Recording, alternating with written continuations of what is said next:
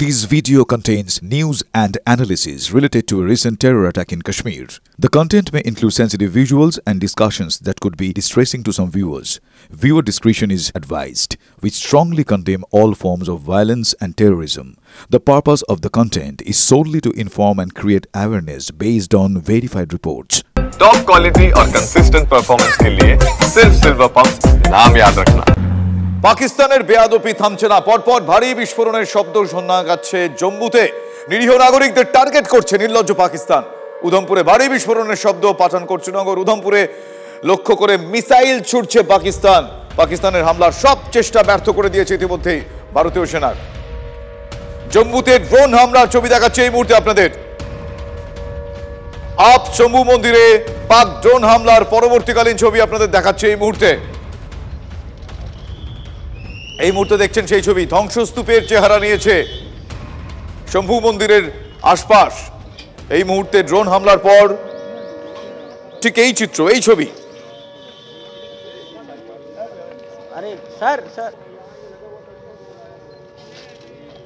এই মুহূর্তে ঘটনাস্থলে আমার সহকর্মী রয়েছেন। জীবনের ঝুঁকি নিয়ে সেই ঘটনাস্থলে আমার সহকর্মী জ্যোতির্ময় কর্মকার। জ্যোতির্ময়, আমি ছবি দেখালাম দর্শকদের, একটু বর্ণনা চাইবো তোমার কাছ থেকে। দেখো, যে সময় আমরা লাইভ করছিলাম আজ ভোরে, সেই সময় কিন্তু আমরা জানাচ্ছিলাম যে বারবার ধরে বিস্ফোরণের শব্দে কেঁপে উঠছে জম্মু।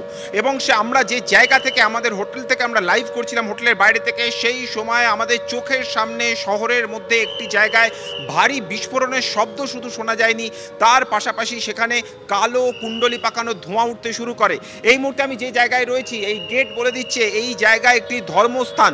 জম্মু শহরের অভ্যন্তরে আপ শম্ভু মন্দির অত্যন্ত জনপ্রিয় একটি ধর্মস্থান এবং এখানে সাধারণ মানুষরা সকাল থেকে তারা ভিড় করেন এই মন্দিরে আসার জন্য। ঠিক এই জায়গাতেই ঠিক 6:20 পরে এই জায়গায় ড্রোন হামলা হয়েছে। যে স্পটে ড্রোন হামলা হয়েছে আমরা দর্শকদের সেই জায়গাটা আমরা দেখাবো। আমাদের যেখানে আমরা ছিলাম সেখান থেকে মাত্র 3 থেকে 4 কিলোমিটার দূরে এই ড্রোন হামলা হয়েছে। সেই ড্রোনের ধ্বংসাবশেষ এখনও এখানে পড়ে রয়েছে। আমরা সেই ছবি আমরা দর্শকদের দেখাচ্ছি। ইতিমধ্যেই ঘটনাস্থলে পৌঁছে গিয়েছে জম্মু কাশ্মীরের SDRF এবং তার পাশাপাশি জম্মু কাশ্মীর পুলিশ এবং সেনাবাহিনীর ফরেন্সিক টিমের জন্য অপেক্ষা করা হচ্ছে। কারণ সেনাবাহিনীর নির্দেশ অনুযায়ী প্রত্যেকটা জায়গাতে যেখানে এই ধরনের ড্রোন হামলা হবে, প্রত্যেকটা জায়গাতে এই ড্রোনের ফরেন্সিক টেস্ট হবে, ল্যাব টেস্ট হবে। তার কারণ কোথা থেকে এই ড্রোন তৈরি করা হয়েছে, কি ধরনের বারুদ, কি ধরনের বিস্ফোরক ব্যবহার করছে পাকিস্তান, তা প্রতি মুহূর্তে জানার চেষ্টা করছে ভারত। এবং সেই ইন্টেলিজেন্স ইনপুট অত্যন্ত গুরুত্বপূর্ণ। এবং দেখতে পাচ্ছ যে কি ধরনের তার ধ্বংসস্তূপ এই মুহূর্তে কি পরিস্থিতির মধ্যে রয়েছে। এই ড্রোনের অভিঘাতে এখানকার পরিস্থিতিটা কি আমরা ছবিটা দেখাবো। এই জায়গাতে তো এই ড্রোনের বিভিন্ন যে বারুদ তা তো ছড়িয়ে ছিটিয়ে রয়েছেই। অদূরে একটি পরিত্যক্ত বাড়ি ছিল। অত্যন্ত ভাগ্যের ব্যাপার যে এই বাড়িটাতে কেউ থাকতেন না। এই ড্রোন থেকে স্প্লিন্টার ছিটকে গিয়ে সেই বাড়ির বাইরেটা প্রত্যেকটা জায়গাতে আমরা যে ছবি দেখাচ্ছি তা পুঞ্চ হতে পারে, তা রাজৌরি হতে পারে, সব জায়গার মতো একইভাবে দেখতে পাচ্ছি যে এই বাড়ির সামনের অংশ সম্পূর্ণভাবে উড়ে গিয়েছে। ওপরের রেলিং দেখতে পাচ্ছ সম্পূর্ণভাবে উড়ে গিয়েছে। এবং এখান থেকে প্রায় 20 ফিট দূরে যে দেয়াল, সেই দেয়ালে বড় বড় গর্ত হয়ে গিয়েছে, প্লাস্টার সম্পূর্ণভাবে খসে পড়েছে। এবং সেই কারণের জন্যই আমরা একটা বিষয় বুঝতে পারছি যে খুব SDRF এর তরফ থেকে এখানে তৎপরতা আমরা দেখতে পাচ্ছি যে এই এলাকাকে সিকিউর করার জন্য। এবং তার পাশাপাশি যে বিষয়টি গুরুত্বপূর্ণ তা হচ্ছে যে এখানকার সাধারণ মানুষ তারা বলছেন যে এই জায়গাতে সকাল থেকে যথেষ্ট ভিড় থাকে। ভাই সাহেব, इधर क्या हुआ था? सर, जब 6 बजे के टाइम हम उठे थे, बड़ी ज़ोर से धमाके की आवाज़ आई। हमने सोचा कि गेट के बाहर कोई बम गिरा है। जैसे हम घर के बाहर निकले कि धुआं ही धुआं था, बड़ा ज़्यादा। मेरा नाम देवेंद्र कुमार है, सेक्टर 2 में रहते हैं, सेक्टर 1 है। तो जब बाहर देखा धुआं ही धुआं, हम बाहर थोड़ी दूरी पे है।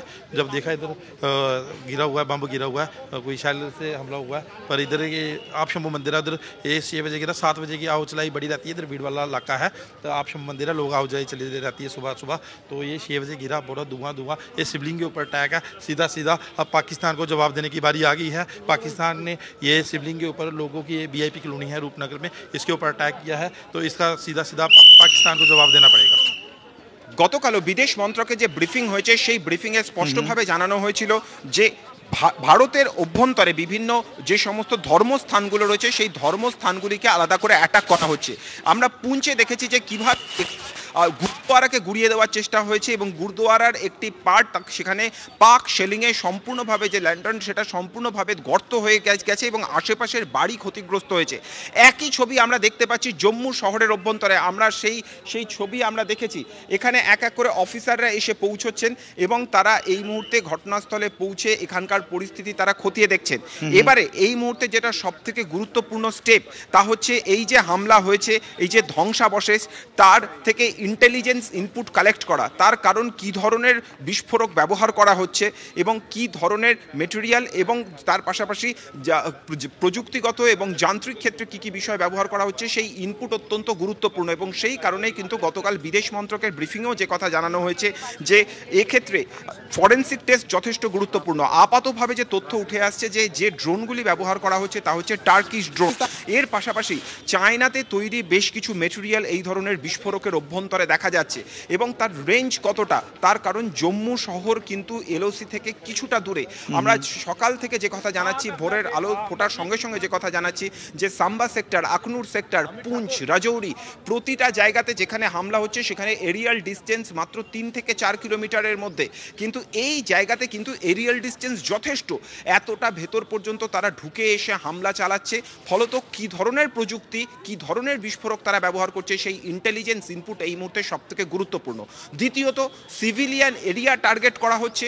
তৃতীয়ত, সিভিলিয়ান এরিয়ার মধ্যে ধর্মস্থানকে আলাদা করে টার্গেট করা হচ্ছে। পুঞ্চের অভ্যন্তরে আমরা দেখেছি যে গুড়িয়ে দেওয়ার চেষ্টা হয়েছে একটি গুরুদুয়ারা। এবারে আমরা জম্মুতে দেখলাম আপ শম্ভু মন্দিরের উপরে হামলা করার চেষ্টা হচ্ছে এবং এই বিষয়টি কিন্তু সম্পূর্ণ যা যা আন্তর্জাতিক রীতিনীতি রয়েছে তার সম্পূর্ণ বিরোধী। যে রাস্তাকে এক্ষেত্রে আলাদা করে চুজ করা হয়েছে, প্রত্যেক দিন ভোরবেলা এই রাস্তায় শয়ে শয়ে ভক্তের ভিড় থাকে, পুণ্যার্থীর ভিড় থাকে, তারা এই মন্দির দর্শন করতে আসেন। আর সেই কারণেই কিন্তু এই জায়গাকে চুজ করা হয়েছে। এছাড়াও জম্মু শহরের অন্য একটি প্রান্ত থেকে আমাদের কাছে খবর আসছে যে একটি সিভিলিয়ান প্রপার্টি, একটি বাড়ির ওপরে হামলা করা হয়েছে, যেখানে যার সঙ্গে কোথাও কোনো সরকার, সামরিক বাহিনী, কারোর কোনো যোগাযোগ নেই, একজন সাধারণ মানুষ। এবং খুব ভাগ্যবশত সেই ব্যক্তি বা তার পরিবার কেউ বাড়িতে ছিলেন না, কিন্তু বাড়ির একটা অংশ সম্পূর্ণভাবে ভেঙে ধূলিসাৎ হয়ে গেছে। বেছে বেছে তারা স্থানীয় মানুষজন যেখানে থাকেন সেই জায়গাগুলোকে তারা আক্রমণ করছে এবং এর জবাব নিশ্চয়ই ভারতের তরফ থেকেও যাবে।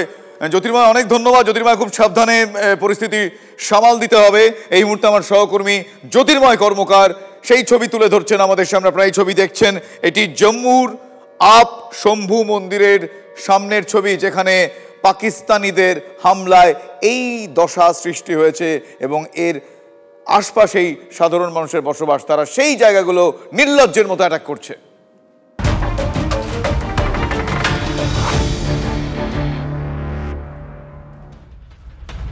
তবে পাকিস্তানকে আবারও শিক্ষা দিল ভারত। পাক সেনার পোস্ট উড়িয়ে দিয়েছে ভারতীয় সেনা। এলওসির এই পোস্ট থেকে গোলা ছুটছিল পাকিস্তান, এখানে ছিল ড্রোনের লঞ্চ প্যাড, সেটা উড়িয়ে দিয়েছে ভারত। আপডেট রয়েছে আমার সহকর্মী সায়ন্তর কাছে। সায়ন্ত, একদমই দেখো, ভারতের উপর যখন সিভিলিয়ানদের উপর যখন অ্যাটাক করছে পাকিস্তান, ভারত কিন্তু সেটা করছে না। ভারত কিন্তু মূলত দেখা হচ্ছে কোন জায়গা থেকে ভারতীয় সেনা, সামরিক বাহিনী বা সিভিলিয়ানদের উপর অ্যাটাক করছে, সেই জায়গাগুলো তো মূলত ভারতীয় সেনাবাহিনী কিন্তু টার্গেট করেছে। এখন দেখা যাচ্ছে যে একাধিক পোস্টের সঙ্গে কিন্তু গতকাল থেকে যে আক্রমণ পাল্টা প্রত্যাঘাত শুরু করেছে, তাতে পাকিস্তানের প্রায় 2 থেকে 3টি পোস্ট সম্পূর্ণ নষ্ট করে দেওয়া হয়েছে এবং সম্পূর্ণ ধূলিসাৎ করে দেওয়া হয়েছে। ভারতীয় সেনা সূত্রে খবর যে ওই বাংকার থেকেই মূলত গোলা ছোড়া হচ্ছিল। তবে শুধু ওই বাংকার নয়, একাধিক বাংকার থেকে গোলা ছোড়া হচ্ছে, প্রত্যেকটি ধরে ধরে এভাবে ধূলিসাৎ করে দেওয়া হয় বলে ভারতীয় সেনা রীতিমতো হুঁশিয়ারি দিয়েছে। একই সঙ্গে ওই পোস্টে কোনো সেনা ছিল কিনা, পাকিস্তান রেঞ্জার্স বা পাকিস্তান সেনা ছিল কিনা, সেটাও সরকারিভাবে সেনা কিছুক্ষণ পর জানিয়ে দেবে।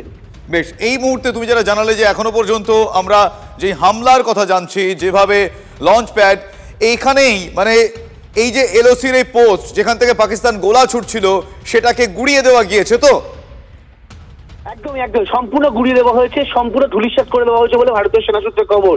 আর শুধু গুড়িয়েই দেওয়া হয়নি, তাতে যে সব সেনারা এই গোলাগুলি ছুটছিল তারাও কম বেশি আহত হয়েছে। তবে কোনো মারা গিয়েছে কিনা সেটা ভারতীয় সেনা তরফে সরকারিভাবে জানায়নি। তবে বেশ কয়েকজন সেনা জখম পাকিস্তানের তরফে, সেটা কিন্তু নির্দিষ্ট করে জানিয়ে দেওয়া হয়েছে।